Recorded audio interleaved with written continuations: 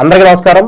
ప్రస్తుతం మనతో పాటు ప్రముఖ ఆధ్యాత్మికవేత్త, astrologer, professor Brahmasri doctor Mullapudi Satyanarayanamurthy గారు ఉన్నారు. సో గురుగారితో మాట్లాడతాం. నమస్కారం గురుగారు. నమస్కారం మణికంఠ గారు. గురుగారు, సెప్టెంబర్ మాసం విశేషంగా మనకి చంద్రగ్రహణం ఉంది, మహాలయ పక్షాలు ఉన్నాయి. సో నెలాఖరికి మనకు దేవి నవరాత్రులు కూడా ఉన్నాయి.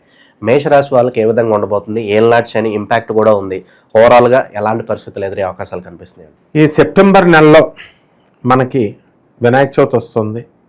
అలాగే చంద్రగ్రహణం 7వ తేదీన వస్తుంది. కాబట్టి గ్రహణం వచ్చినప్పుడు తప్పకుండా ఇంపాక్ట్ అనేటటువంటిది ఉంటుంది.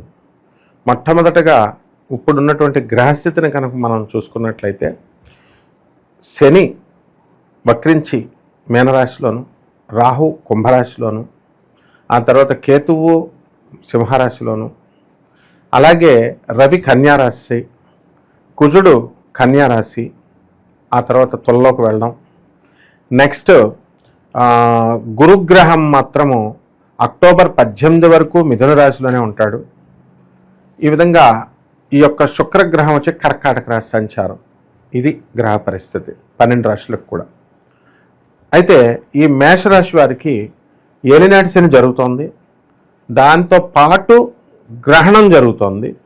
కాబట్టి ఆధ్యాత్మికంగా ఎక్కువగా పురోభివృద్ధి చెందడానికి ఈ మేషరాశి వారికి చాలా అవకాశాలు ఉన్నాయి. ఇక ఆదాయాలు కనుక చూసుకున్నట్లయితే గత నెలతో పోల్చుకుంటే ఆదాయాలు చాలా బ్రహ్మాండంగా ఇంక్రీజ్ అవుతాయి. అలాగే ఖర్చులు మనం చూసుకున్నట్లయితే ఖర్చులు కూడా బంధువులతో, మిత్రులతో ఎక్కువ వినోద కార్యక్రమాలు జరపడం వల్ల ఖర్చులు కూడా ఎక్కువ అవుతాయి. ఆరోగ్యపరంగా కొంచెం సమస్యలు ఏలినాటి శని అని అనగానే రావడానికి అవకాశాలు ఉంటాయి. మానసిక రుగ్మత, అలాగే ఈ కైనీళ్ళు నవ్వులేటటువంటి వాళ్ళకి, సిగరెట్లు తాగేటటువంటి వాళ్ళకి, మందు తాగేటటువంటి వాళ్ళకి యూనివర్స్ హెచ్చరిస్తుంది వీళ్ళకి ముందుగా, నోట్ల నుంచి రక్తం పట్టడం ఇలాంటివి. కాబట్టి తగినటువంటి జాగ్రత్తలు తీసుకొని వీళ్ళు వెంటనే మానేసేయడం మంచిదన్నమాట. అదేవిధంగా ఈ యొక్క మేషరాశి వారికి వ్యాపారాలు, బట్టల వ్యాపారాలు, బిల్డింగుల మీద అద్దెలు, తర్వాత హాస్టల్స్, రెసిడెన్షియల్ కాంప్లెక్స్లు, షాపింగ్ కాంప్లెక్స్లు, సాఫ్ట్వేర్ వ్యాపారాలు, ఇలాంటివన్నీ కూడా బ్రహ్మాండంగా ఉంటాయి. ఎలక్ట్రానిక్స్ రంగంలో ముందుకు వెళ్ళిపోతారు. Commercial tax, income tax, revenue, police డిపార్ట్మెంట్లో ఉన్నటువంటి వాళ్ళకి ప్రమోషన్లు రావడానికి అవకాశాలు ఉన్నాయి. అయితే ఈ ఏలినాటి శనిలో అంతర్గతమైనటువంటి శత్రువులు ఉన్నటువంటి కారణంగా వీళ్ళు లంచాలు తీసుకుంటున్నప్పుడు కానీ, లేదా అమ్మాయిల్ని గోకుతున్నప్పుడు కానీ వాళ్ళు రికార్డ్ చేయడానికి అవకాశాలు ఉంటాయి. కాంట్రవర్సీలే అనుకుంటారు అయితే మొత్తానికి. అందువలనంటే మనకి ఏలినాటి శని కాన్స్పరసీ, ఏదో ఒక కాన్స్పరసీలో వెళ్ళడానికి అవకాశాలు ఉంటాయి. కాబట్టి ఈ కొన్ని జాగ్రత్తలు తీసుకోవాల్సినటువంటి అవసరం ఉంది. అలాగే పిల్లలకు సంబంధించి కాస్త అనారోగ్యం, ఇలాంటివన్నీ కూడా వాళ్ళకి ఎక్కువ ఖర్చులు, ఎక్కువ పెద్ద పెద్ద కాలేజీల్లో వేయడం, ఫీజులు, ఇలాంటివన్నీ కూడా ఉంటాయన్నమాట. ఆ రకంగా ఈ యొక్క మేషరాశి వారికి భార్యాభర్తల మధ్య ఎన్నో కుటుంబాలు ఉన్నాయి. విదేశాల్లో ఇక్కడ కూడా భార్యాభర్తలు ఇద్దరు వేరే వేరేగా ఉండడం, వండుకోవడం, పిల్లలకి అమ్మాయిలు ఎంత శాడిస్ట్గా తయారైపోయారంటే ఇప్పుడు, అలాగే అబ్బాయిలు కూడా.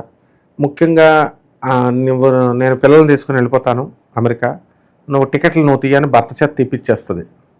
వాడు అమెరికా నుంచి ఇండియాకి టికెట్లు తీస్తాడు, మొత్తం ముగ్గురికి తీయించేస్తుంది, ఇద్దరు పిల్లలకి ఆమెకి. ఇలా వెళ్ళదు, ఎగ్గొట్టేస్తుంది. అలా 2 సార్లు చేసి ఈ టైప్ ఆఫ్ హెరాస్మెంట్. అలాగే ఇదివరకు ఏం చేసేవారంటే ఏదన్నా భర్త భార్యని వేధించినప్పుడు భార్యలు ఏం చేసేవారు, పాపం పోలీస్ కంప్లైంట్. ఒకానొక సమయంలో వాళ్ళు బాధపడుతూ ఉండేవారు, ఏంటి ఇలా జరిగింది అని. భర్తలు బాధేస్తుంటే, తాగుబోతు భర్తలైనా సరే. తర్వాత ట్రెండ్ మారింది, పోలీస్ స్టేషన్కి వెళ్ళడం, కోర్టులకు వెళ్ళడం, ఇవన్నీ కేసు ఫైల్ చేయడం మారినాయి. 498A, 494 ఇలా కేసులు. ఇప్పుడు అమ్మాయిలు కూడా ట్రెండ్ మార్చారు. గత వరుస యొక్క పరిశీలిస్తే అమ్మాయిలందరూ కూడా తమ తండ్రులతో కానీ, తమ ప్రియులతో కానీ తినేటటువంటి ఫుడ్లో ఏదో పాయిజన్ కలిపేసి భర్తను లేపేయడం మొదలుపెట్టారు. కాబట్టి మగాళ్ళు చాలా భయపడిపోతున్నారు, పాస్ పోసుకుంటున్నారు నిజంగా ఆడవాళ్ళని పెళ్లి చేసుకోవాలనుకుంటే. అటువంటి దుర్భరమైనటువంటి పరిస్థితి ఎందువల్ల వచ్చింది అంటే ఏలినాటి శని ప్రభావం. కాబట్టి ఏలినాటి శనిలో విద్యార్థులు కూడా చాలా జాగ్రత్తగా చదవాలి, లేకపోతే ఫెయిల్ అయిపోవడానికి అవకాశాలు ఉన్నాయి. ఉద్యోగుల్లో కూడా వాళ్ళు ఆడవాళ్ళతో చాలా జాగ్రత్తగా వ్యవహరించాలి. ఏదో మామూలుగా కదా అని వాళ్ళు సాఫ్ట్వేర్ రంగంలో ఉన్నటువంటి వాళ్ళు కొంచెం ఫ్రీగా ఉంటారు. ఫ్రీగా ఉన్నప్పటికీ కూడా మరి గవర్నమెంట్ వ్యవస్థల్లో కూడా ఇటువంటి వ్యవస్థల్లో మరి అక్రమ సంబంధాలు పెట్టుకున్నటువంటి వాళ్ళకి మర్డర్లే జరిగిపోయినాయి. వాళ్ళ తర్వాత వాళ్ళ తల్లిదండ్రులు ఏడుస్తుంటే హృదయ విదారకంగా ఉంటుందన్నమాట. ఏంటంటే నేను చెప్పాను, ఈ వివాహేతర సంబంధాలు ఎప్పుడు కూడా ప్రాణానికి పణంగా పెడతారు. అందువలన ఇది కలియుగం కాబట్టి, ఇది కామయుగం కాబట్టి, ఇది రాహువు యొక్క కంట్రోల్లో ఉంది కాబట్టి తప్పకుండా ఇలాంటివన్నీ కూడా వీళ్ళు నివారించుకోవాలన్నమాట. సో విదేశీ ప్రయత్నాల పరిస్థితి ఏంటి గురుగారు? విదేశీ ప్రయత్నాల్లో సఫలీకృతులు అవుతారు వీళ్ళంతా కూడా. అండ్ ఫారిన్ వెళ్ళడానికి ట్రంప్ వచ్చాడు, వీసాలు వెళ్ళలేదని దుష్ప్రచారం చేసేసారు. మన వీసాల ఆఫీస్కి వెళితే ఫుల్ వీసాల దగ్గర స్టూడెంట్స్ అందరూ ఉంటున్నారు. ఎక్కడెక్కడ ఏ దేశం అంటే యుఎస్ అంటున్నారు. అలాగే యుఎస్ వెళ్ళే ఫ్లైటు మనం వెళితే ఎయిర్పోర్ట్ శుక్రవారం నాడు నేను వెళ్ళాను, complete full packed RTC bus లాగా అయిపోయింది. అంటే ముఖ్యంగా స్టూడెంట్స్ ఎక్కువ ఉన్నారు నేను గమనించింది. కాబట్టి ట్రంప్ ఎఫెక్ట్ ఏమీ లేదు, దర్జాగా విదేశాలకు వెళ్తారు. ఉద్యోగాల కోసం వెళ్ళేటటువంటి వాళ్ళు కూడా వీళ్ళు విదేశాల్లో ఉద్యోగాలు చేసి సంపాదించుకునేటటువంటి వాళ్ళు కూడా మంచిగా వెళ్తున్నారు. అండ్ ఫారిన్లో ఉన్నటువంటి ఎన్ఆర్ఐ బ్రదర్స్ వీళ్ళంతా కూడా ఎంతో కష్టపడుతూ పాపం ఉన్నారు. వీళ్ళు మానవత్వంతో పేదవాళ్ళని, తర్వాత ఈ యొక్క వికలాంగుల్ని, అనాథల్ని కనుక చూసుకుంటే బ్రహ్మాండంగా వాళ్ళ భవిష్యత్తు ఏలినాటి శని సమయంలో ఇలాంటి వాటి వల్ల చేసే దానాలు వీళ్ళ యొక్క జాతకాలని రెట్టింపు చేస్తాయన్నమాట. కాబట్టి ముఖ్యంగా ఇది గుర్తుపెట్టుకోవాలి ఏంటంటే వీళ్ళ యొక్క పర్సనల్ చార్ట్స్ ఎప్పటికీ కూడా బాగుండలేదు.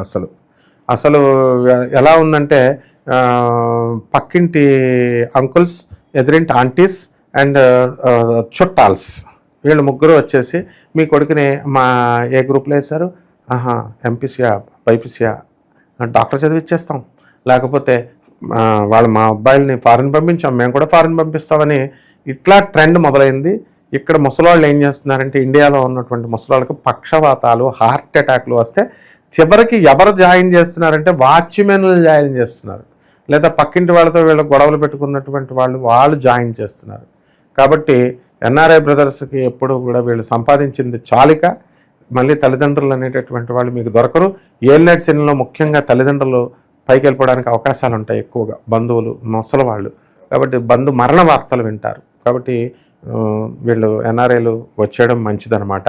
కాబట్టి వీళ్ళ వ్యక్తిగత జాతకాల్లో వీళ్ళ తల్లిదండ్రుల గండాలేమున్నాయి, వీళ్ళ గండాలేమున్నాయి, వీళ్ళు ఏమైనా స్త్రీల వల్ల ఇరుక్కుపోతారా, వీళ్ళు అమ్ముతున్న స్థలాలు అమ్ముడవా, ఇలాంటి తదితర సమస్యలన్నిటికీ కూడా మనల్ని ఈ కింద స్క్రోల్ అయ్యేటటువంటి నెంబర్కి ఫోన్ చేసి వీళ్ళకి అనుకుంటే తప్పకుండా మనము వాళ్ళకి తగినటువంటి సలహాలు బ్రహ్మాండంగా మనం రెమెడీస్ ఇవన్నీ కూడా మనం చెప్తాం. సో ప్రస్తుతం ఉన్న పరిస్థితి నుంచి కాస్త బయటపడాలంటే ఎలాంటి పరిహారాలు చేసుకుంటే బాగుంటుందండి? ఇక్కడ 2 రకాల పరిహారాలు ఉంటాయి. ఇప్పుడు కూడా శాస్త్రోక్తంగా వెళ్ళేటటువంటి పరిహారాలు, ఇది ఎవర్ సేఫ్ అనమాట. అంటే మనం దేవుళ్ళు అనగానే రాముడు, కృష్ణుడు, శివుడు, వెంకటేశ్వర స్వామి ఈ టైప్. ఇంకొక వర్గం ఉంటుంది షార్ట్ కట్స్, వారాహి, ప్రత్యంగిర, ఇలా మందు బాటిల్ పెట్టాలా, మటన్ చికెన్ పెట్టాలి, ఇలా షార్ట్ కట్స్ పూజలు అన్నట్టు. అవి అలాంటివి ఎప్పుడు పెద్దగా వెళ్ళిన కుప్ప కూలిపోయారు. కాబట్టి సాఫీగా మన శాస్త్రం చెప్పే విధంగా చక్కగా వీళ్ళంతా ఏలినాటి శని కాబట్టి శని జపం చేసుకోవాలి, శని స్తోత్రాలు చదువుకోవాలి. వీళ్ళే జపం చేసుకోవచ్చు, వేరే డబ్బులు ఇచ్చి పంతుల గారికి అవసరం లేదు. శని జపం చేసుకోవాలి, శని స్తోత్రాలు చదువుకోవాలి. శనికి కిలోంపావు నల్ల నువ్వుల్ని, నల్లని వస్త్రాన్ని పేద బ్రాహ్మణులకి శనివారం నాడు ఉదయం 8 గంటలకు దానం చేసుకోవాలి. దశ మహావిద్యల్లో ఒకటైనటువంటి మహాకాళి అమ్మవారి యొక్క మంత్రాన్ని వీళ్ళు జపం చేసుకోవచ్చు. హోమాలు వాళ్ళ ఇళ్లల్లో చేసుకోవచ్చు. ఆ విధంగా మీకు ఈ యొక్క పేదవాళ్ళకి, కుక్కలకి, ముఖ్యంగా నలుపు రంగు ఉన్నటువంటి కుక్కలకి బ్రెడ్ పెట్టాలి. అలాగే నల్లని ఉండలు మనము ఈ చీమలకి, దోమలకి, చీమలకి అవి తింటాయి కదా, అలాగే ఎవరైతే పేదవాళ్ళు ఉన్నారో వీళ్ళందరికీ కూడా వేరుశనగ పప్పు ఉండలు కూడా వీళ్ళు పంచాలన్నమాట. బ్లడ్ దానం చేయాలి. ముఖ్యంగా వీళ్ళు ఒక ఎంతో కొంత బ్లడ్ పేదవాళ్ళకి దానం చేయాలి. ఈ విధంగా చేసుకుంటే బ్రహ్మాండంగా ఉంటుంది. మేషరాశి వారి పరిస్థితి అద్భుతంగా వివరించారు. ధన్యవాదాలు గురుగారు. ధన్యవాదాలు.